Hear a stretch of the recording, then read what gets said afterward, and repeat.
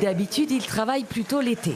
Mais depuis cette année, les agents du programme d'élimination du paludisme sont très demandés, même l'hiver.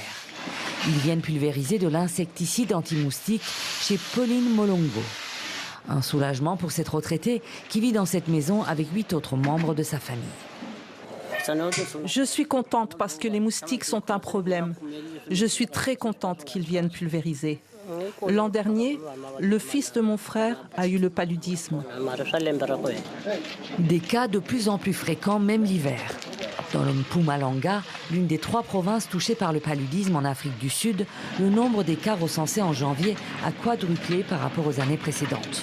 En cause, le changement climatique, l'évolution des pluies et la hausse des températures qui favorisent la prolifération des moustiques durant l'hiver austral.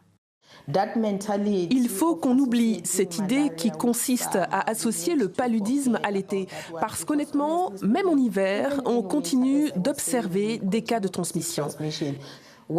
Quand on planifie au niveau d'un département ou d'un programme, on doit être capable d'anticiper ce qui va arriver pour pouvoir planifier correctement.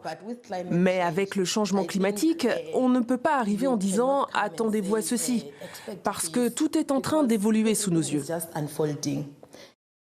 Début 2026, le phénomène climatique La Niña a généré des pluies supérieures à la normale dans certaines zones d'Afrique australe et provoqué des inondations propices aux moustiques. Le paludisme est l'une des maladies les plus sensibles au changement climatique. Les fortes précipitations créent des flaques pour les œufs des moustiques et la hausse des températures accélère le développement des insectes et raccourcit la période d'incubation du parasite du paludisme. Et l'Afrique du Sud n'est pas le seul pays concerné par la hausse des cas de paludisme dans la région.